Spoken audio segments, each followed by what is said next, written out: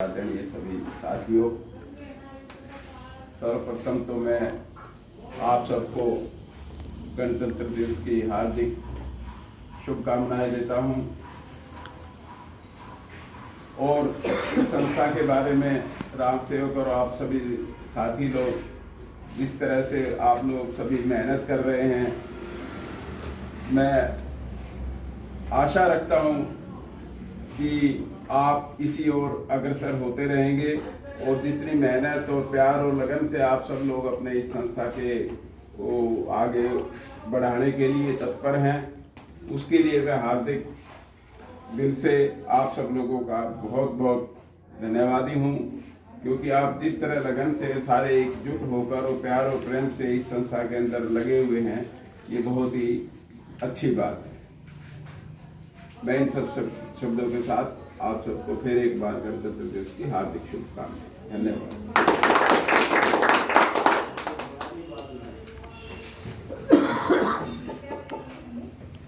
साहब 2 मिनट जो क्या डालेंगे। हाँ, हमारे सोसाइटी मैनेजर साहब है। गणतंत्र दिवस पर सभी को गणतंत्र दिवस की हार्दिक शुभकामनाएं।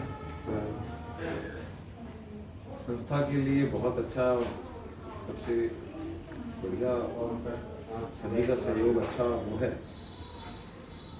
और आगे भी बना रहे, हम इस पे प्रयासरत रहें।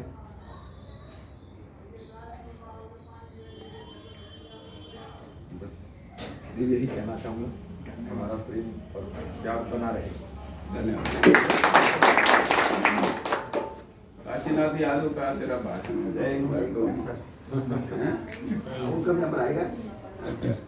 हमारे मास्टर जी पुष्पेंद्र मास्टर जी हाँ, संक्षिप्त प्रकाश डालेंगे, समय ध्यान रखते हुए। आज के कार्यक्रम के मुख्य अतिथि महोदय माननीय महासिंह सर, अध्यक्ष महोदय राम सेवक जी और हमारे संस्था के मैनेजर साहब आदरणीय मोहन सर, आप सभी हमारे यहाँ गणतंत्र दिवस के 73वें गणतंत्र दिवस के शुभ अवसर पर आए, आप सभी का स्वागत।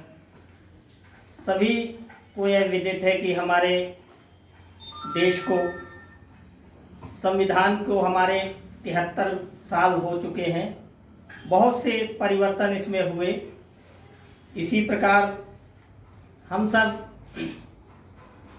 कहां से कहां पहुंच गए और सब हमारा देश संविधान के अनुरूप चल रहा है, जो कि हमारे देश के लिए बहुत गौरव का क्षण है आज का। ये आज के दिन हमारा संविधान लागू हुआ था, जिसके अनुसार पूरा देश चल रहा है और तो जो भी गतिविधियां देश की संविधान के अनुसार चल रही हैं, हमारा आपका सबका यही परम कर्तव्य है कि हम अपने नियमों के अनुसार, देश के नियमों के अनुसार और अपने नियमों पर चलते हुए देश का विकास करते रहें और देश के विकास के साथ साथ मनुष्य जाति का सबका विकास करते रहें, अपने समाज का विकास करते रहें, अपने देश के साथ साथ अपने राज्य, अपने घर, अपने पूरे समाज का विकास करते रहें।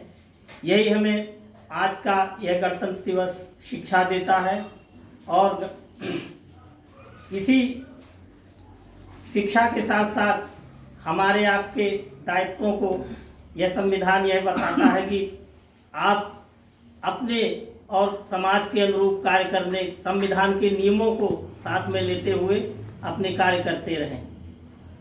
रही बात हमारे संस्था में, तो ये सभी लोग इतने दिनों से जुड़े हैं, हम सभी जुड़े हैं, लेकिन संस्था के विकास के लिए हमें और कुछ करने की ज़रूरत है। अभी हम लोग सिर्फ संस्था चला रहे हैं, बाकी अभी हमें अपने संस्था का विकास चहुमुखी दिशा पर करना है, तो इसके लिए हम सबको कार्यरत रहना पड़ेगा।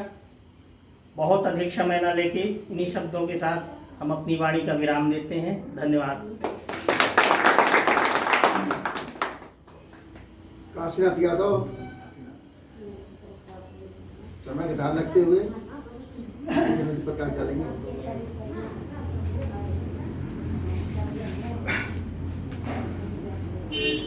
सर्वप्रथम आज के 73वां गणतंत्र दिवस के शुभ अवसर पे हम सभी एकत्रित हुए हैं। परम आदरणीय हमारे पूज्य महासिंह सर जो चीफ गेस्ट के रूप में हैं और सम्माननीय हमारे बत्रा साहब जो संस्था के मैनेजर हैं और प्रशंसनीय हमारे रामसेवक जी जो कि संस्था को लेके इतनी बड़ी जिम्मेदारी चल रहे हैं।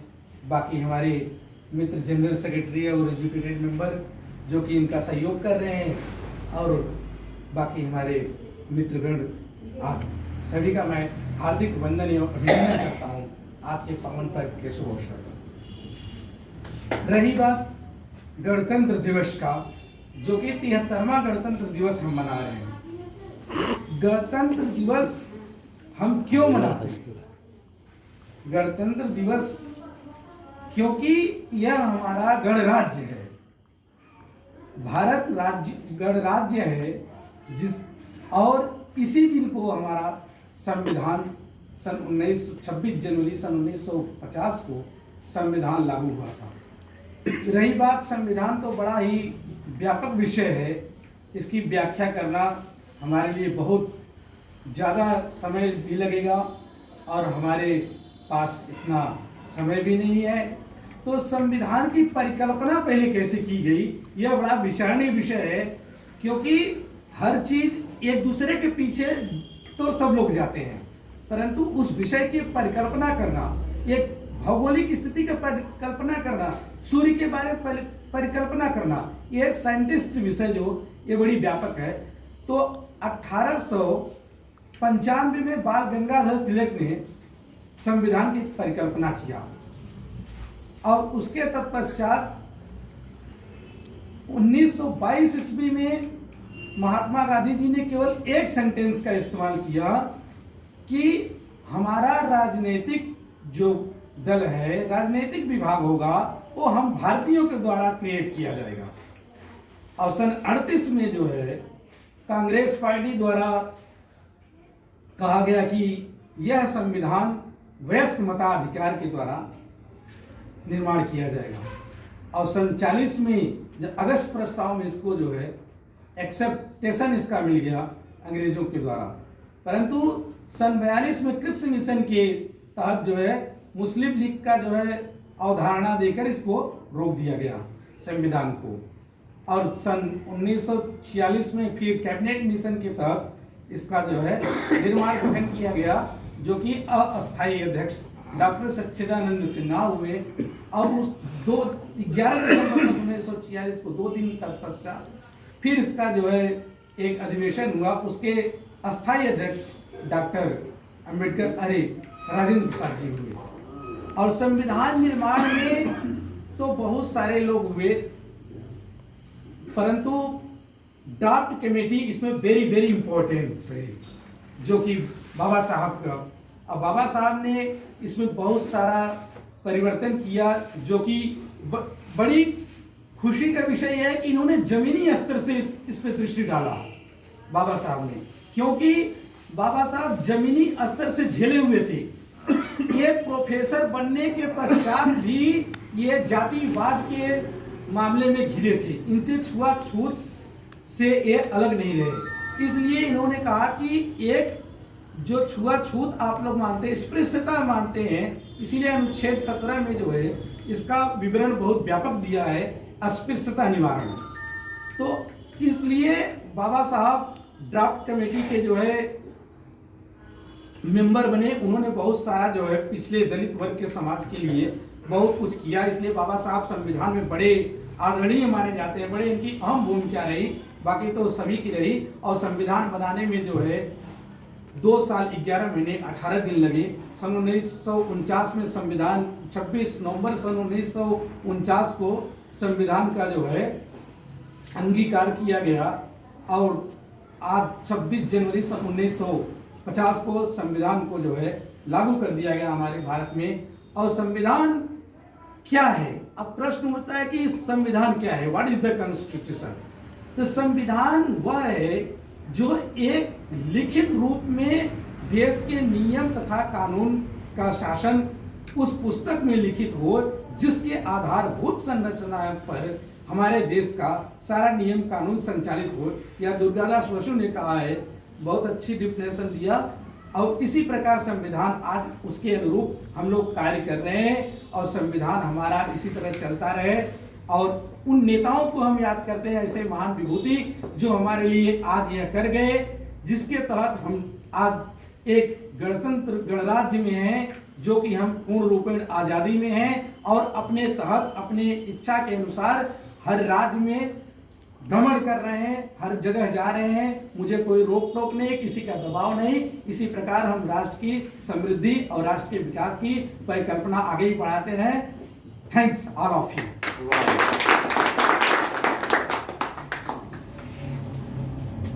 अंशुमान जी, मैं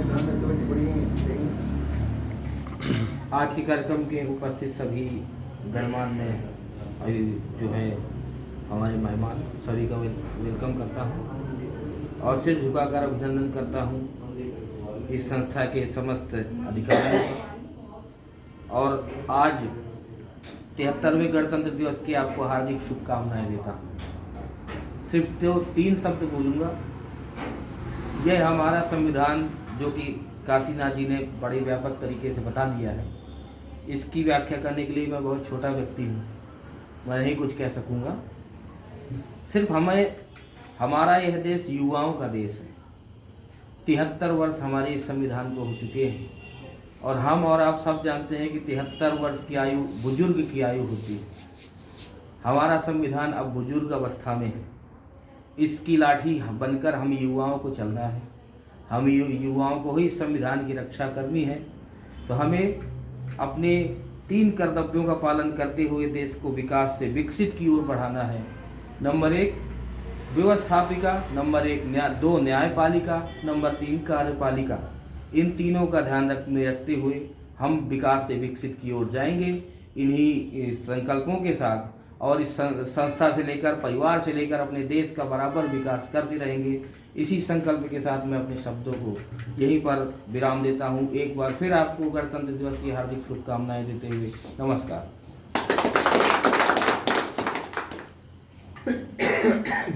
कैसे साहब? हाँ जी महाराज, क्या करना है? चाय की तैयारी में था। हाँ ठीक है, आप आ जाइए अपने यहाँ।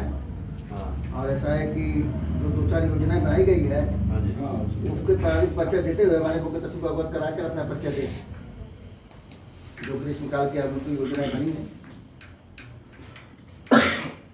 आज गणतंत्र दिवस पर जीवन ज्योति संस्था में आए हुए हमारे मुख्य अतिथि जी सिंह साहब जी, बत्रा साहब और आए हुए सभी भाई रघु जी, हीरा जी, मास्टर जी, सबका भाई संस्था में आने पर बहुत बहुत दिल से धन्यवाद है। आप सबको गणतंत्र दिवस की हार्दिक बधाई हो, सभी को मुबारकबाद देते हुए। और दादा तो महाराज जी एक प्रकाश डालेंगे। जय जय भारत। शेखर भारती जी, बोलिए 2 मिनट। थोड़ा इधर मेरी तरफ घूम जाओ बस। मुख्य अतिथि महोदय और हमारे सभा अध्यक्ष रामसेवक जी और मोहन सर, सभी लोगों का हार्दिक स्वागत और अभिनंदन करता हूं और गणतंत्र दिवस की हार्दिक शुभकामना। मैं ज़्यादा कुछ नहीं कहना चाहूँगा। कुछ योजना हमारे संस्था के लिए बनाई गई है जो ग्रीष्म ऋतु के लिए, इसे 1 हफ्ते का चंडीगढ़ का प्लान है और 1 हफ्ते का दुर्बलधन और 1 हफ्ता और राजस्थान, जिससे कि हम संस्था के भवन के लिए कुछ करना चाहते हैं। तो उसमें हम लोग मिल कर के कुछ सहयोग बटाने के लिए आगे बढ़ेंगे और मुझे ज़्यादा कुछ जानकारी है। धन्यवाद।